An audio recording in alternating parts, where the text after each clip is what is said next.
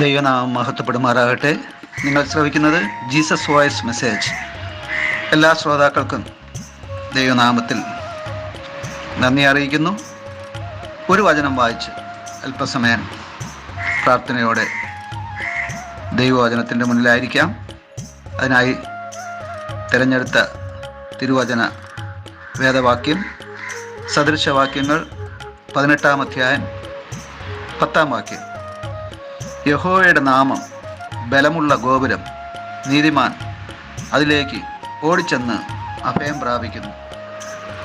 കർത്താവിൽ പ്രിയരെ, വീണ്ടും ജീസസ് വോയിസ് മെസ്സേജിൻ്റെ എല്ലാ ശ്രോതാക്കൾക്കും സ്വാഗതവും നന്ദിയും അറിയിക്കട്ടെ.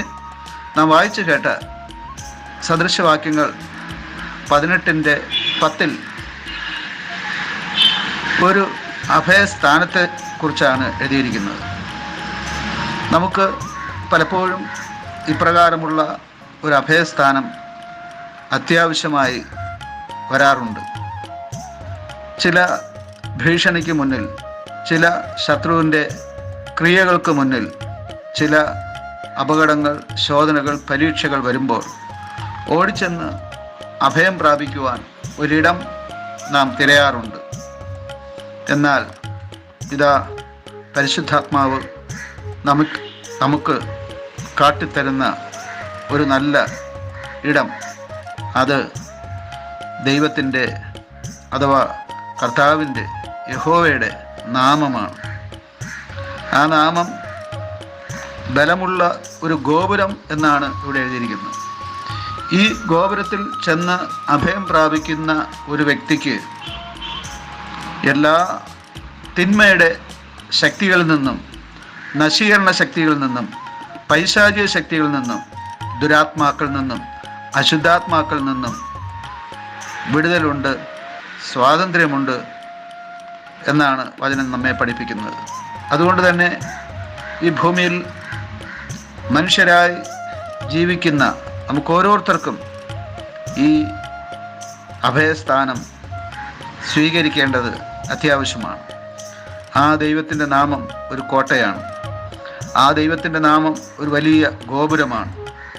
ആ ദൈവത്തിൻ്റെ നാമം ഒരു വലിയ ആയുധമാണ്. ഈ ദൈവത്തിൻ്റെ നാമത്തെ മുറുകെ പിടിച്ചാൽ രക്ഷയുണ്ട്.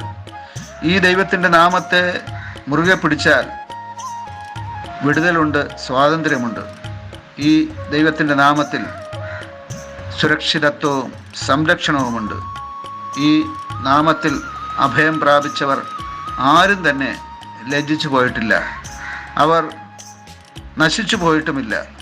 കാരണം അവിടുത്തെ നാമത്തിലാണ് രക്ഷ. രക്ഷ യഹോവയ്ക്കുള്ള എന്ന് തിരുവചനം ഒരു വേദഭാഗത്ത് പഠിപ്പിക്കുന്നുണ്ട്. ആ യഹോവയ്ക്കുള്ള അഥവാ കർത്താവിനുള്ള ആ രക്ഷ നമുക്ക് ലഭിക്കുന്നത് അവിടുത്തെ നാമം വഴിയാണ്. അത് അവിടുത്തെ പുത്രനായ യേശു ക്രിസ്തുവിലൂടെയാണ്. സ്വർഗത്തിൽ വസിക്കുന്ന സ്വർഗീയ പിതാവ് അവിടുത്തെ പുത്രനായ രക്ഷകനെ നമുക്ക് വേണ്ടി നൽകിയതിനാൽ ഈ നാമത്തിൻ്റെ ശ്രേഷ്ഠത വെളിപ്പെടുത്തി. ഈ നാമത്തിൽ അഥവാ യേശുവേ രക്ഷക എന്നുള്ള ആ പ്രാർത്ഥന പ്രാർത്ഥിക്കുന്ന ഏതൊരു വ്യക്തിക്കും രക്ഷയും സംരക്ഷണവും ഉണ്ട്. മാത്രമല്ല നിത്യജീവൻ്റെ പ്രത്യാശയും ആ വ്യക്തി സ്വീകരിക്കുന്നു എന്നുള്ളതാണ്. അതുകൊണ്ട് തന്നെ ഈ നാമത്തിൽ ആശ്രയിക്കുവാൻ, ഈ നാമത്തിൽ ശരണപ്പെടുവാൻ, ഈ നാമത്തിൽ അഭയം കണ്ടെത്തുവാൻ, ഈ നാമത്തിൽ ഓടിച്ചെന്ന് സുരക്ഷിതരായിരിക്കുവാൻ പരിശുദ്ധാത്മാവ് ആഹ്വാനം ചെയ്യുകയാണ്. വരൂ, ഈ യഹോവയുടെ നാമം, യേശു ക്രിസ്തുവിൻ്റെ നാമം, രക്ഷകൻ്റെ നാമം, നല്ലയിടയൻ്റെ നാമം, ലോകരക്ഷകൻ്റെ നാമം സ്വീകരിക്കൂ. ആ നാമത്തിൽ പാപക്ഷമയുണ്ട്, ആ നാമത്തിൽ രോഗശാന്തിയുണ്ട്, ആ നാമത്തിൽ ശത്രുവായ പിശാചിൻ്റെ മേൽ അധികാരമുണ്ട്, വിജയമുണ്ട്. എല്ലാറ്റിനുപരിയായി ഈ നാമത്തിൽ നിത്യജീവനുണ്ട്.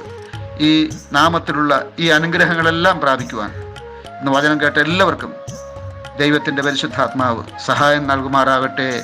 ആമേൻ, ആമേൻ.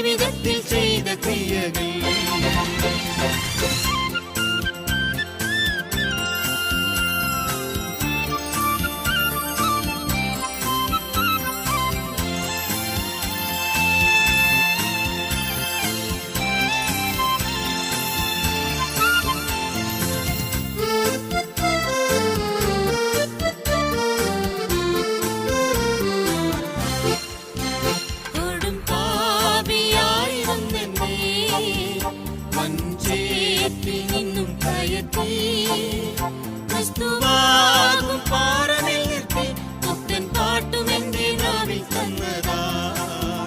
ക്രിസ്തുവാകും പാറമേൽ നിർത്തി പുത്തൻ പാട്ടും എന്റെ നാവിൽ തന്നതാ.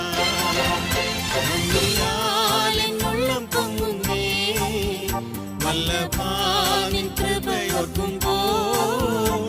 വർണ്ണിച്ചിടാൻ സാധ്യമല്ലത് എൻ ജീവിതത്തിൽ ചെയ്ത ക്രിയകൾ. വർണ്ണിച്ചിടാൻ സാധ്യമല്ലത് എൻ ജീവിതത്തിൽ ചെയ്ത ക്രിയകൾ.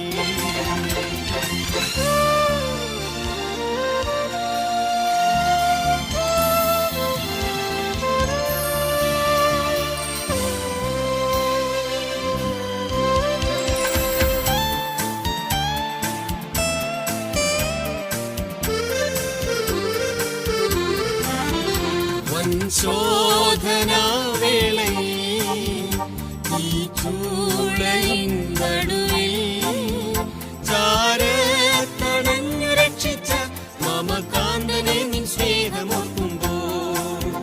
ചാരത്തണഞ്ഞു രക്ഷിച്ച മമകാന്തനെ നിൻ സ്നേഹമോർക്കുമ്പോൾ. നന്ദിയാലെന്നുള്ളം പൊങ്ങുന്നേ വല്ലഭാനിൻ കൃപയോർക്കുമ്പോൾ. വർണ്ണിച്ചിടാൻ സാധ്യമല്ലത് എൻ ജീവിതത്തിൽ ചെയ്ത ക്രിയകൾ.